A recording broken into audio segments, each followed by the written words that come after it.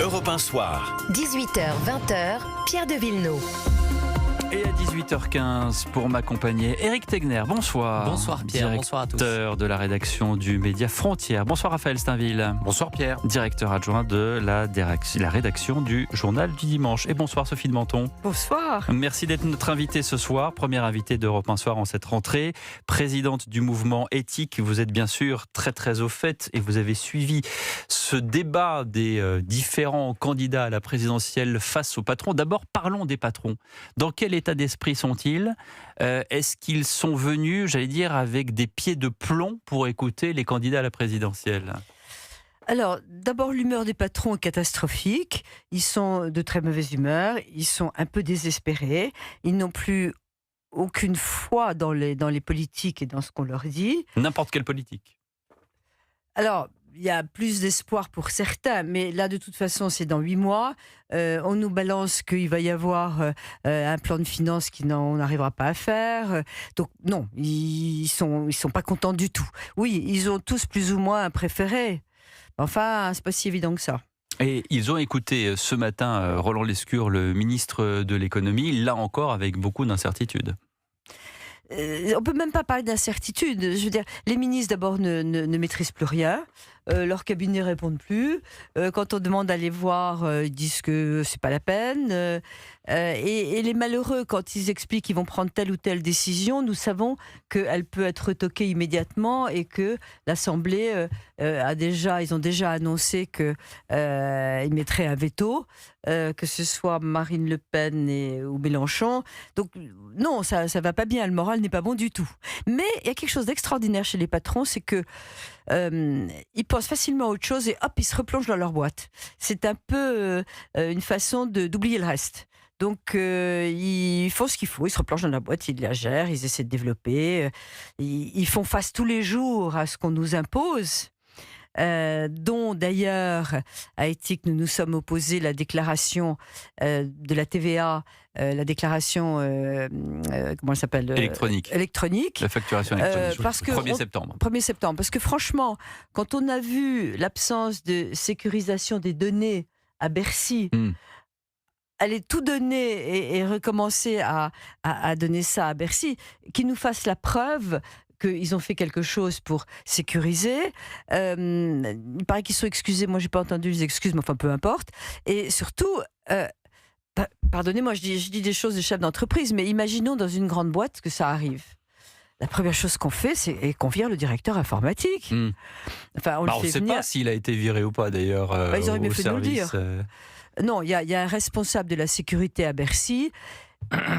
S'il a été changé de poste parce qu'on ne vire pas aux fonctionnaires, ou s'il a été viré, on serait empressé de nous le dire quand même. Bon, en tout cas, il y a eu, vous avez raison, ce hackage du service de Bercy. Juste avant, c'était la NTS, donc c'était pas mieux. Absolument. Donc aujourd'hui, effectivement, il y a quelques craintes. Éric Tegner, vous êtes vous-même un chef d'entreprise, d'ailleurs, dans différentes activités. Comment est-ce que vous voyez ces candidats à la présidentielle qui défilent les uns après les autres, alors que le matin même, il y a eu Roland Lescure qui a lui-même essayé de mettre de la pommade.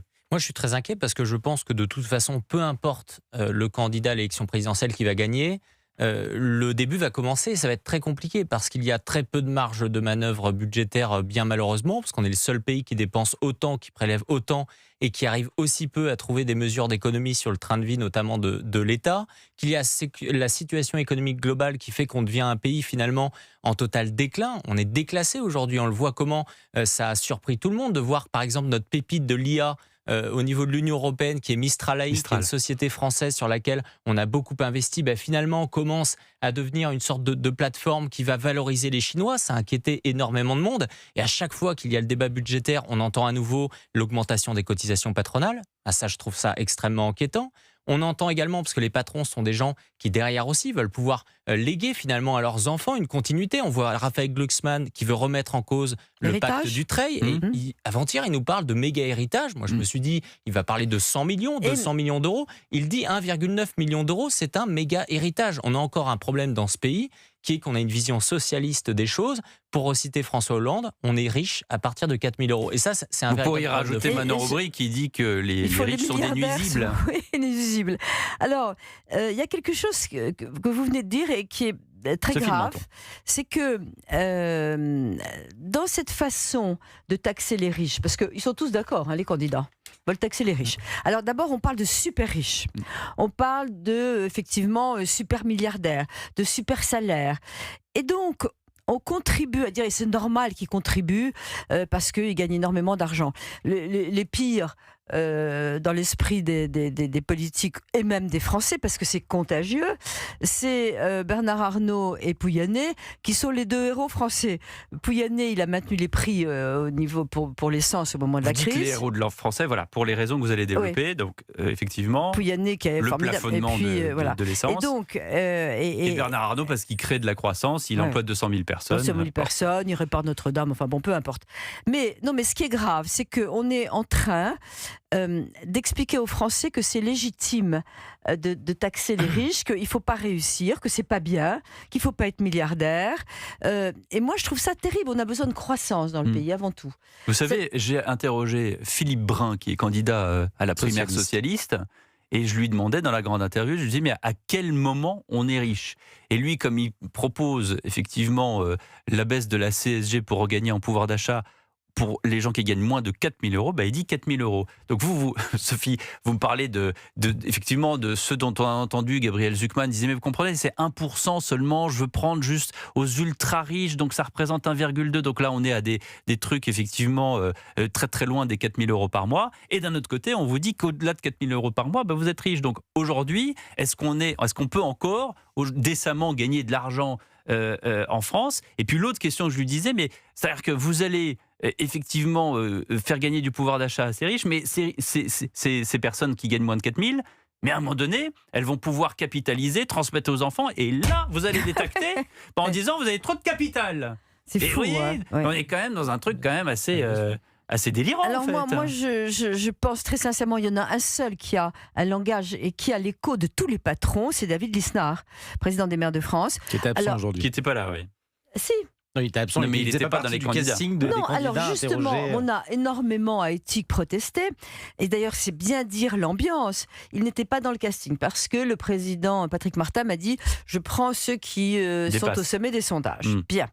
Mais comme tout le monde a râlé parce que c'est le préféré des patrons, il n'est pas connu, c'est vrai, mais il a un discours, il a été commerçant, il a un discours de bon sens incroyable.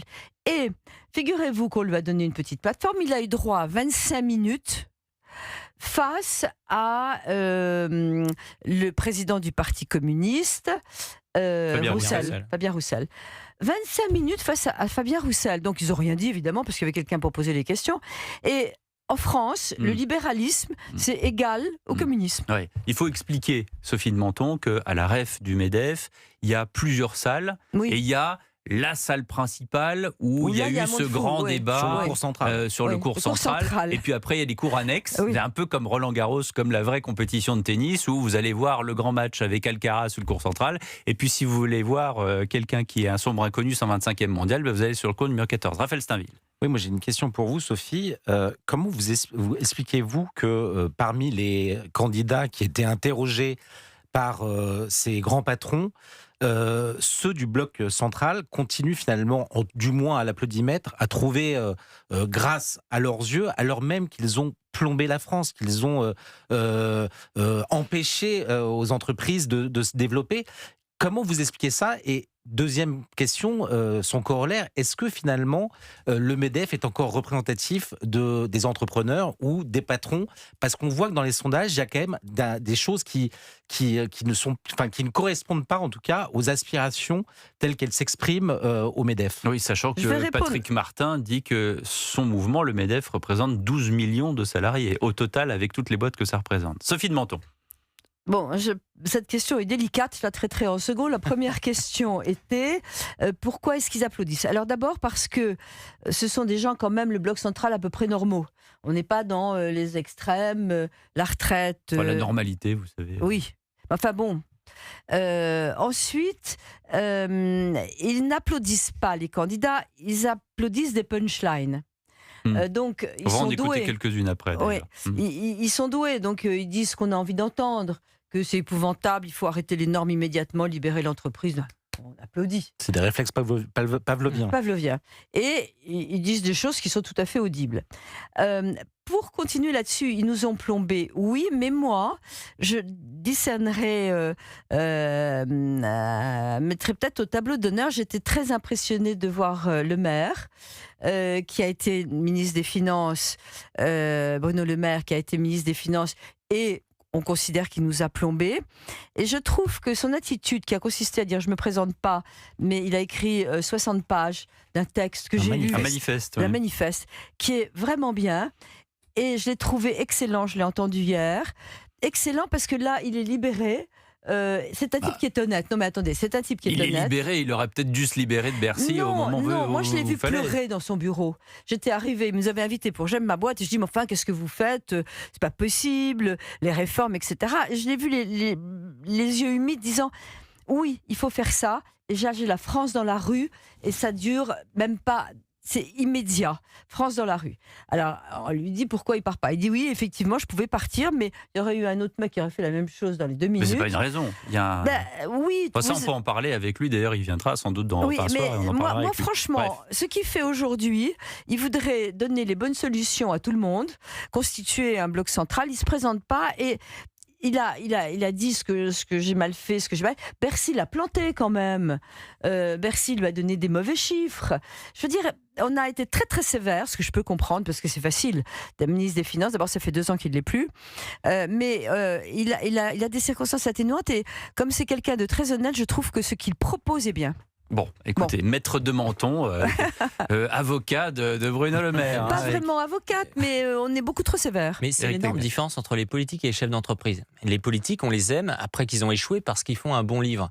On n'attend pas de Bernard Arnault, par exemple, qu'il fasse un livre si un jour LVMH s'écroule. On aime Bernard Arnault. Même si on fait des livres sur lui. Parce qu'il permet aussi de proposer un avenir pour la France, c'est-à-dire de se spécialiser notamment dans les modèles du luxe, dans tout Nous, ce qui on va aime être lieu de Bernard la Arnault, qualité. excusez-moi, je suis C'est ça pas sûre qui est qu'il soit important. adoré des Français. Oui, hein. mais Après tout c'est-à-dire ce qu'on a pu dire sur je lui. parle des chefs d'entreprise et de ceux qui font. Oui. C'est ça l'immense problème. Bruno Le Maire, il a été là pendant des années. Et il n'avait l'air de ne rien comprendre finalement à l'économie. C'est ça l'immense problème. Il n'a pas su être non plus chef de son administration.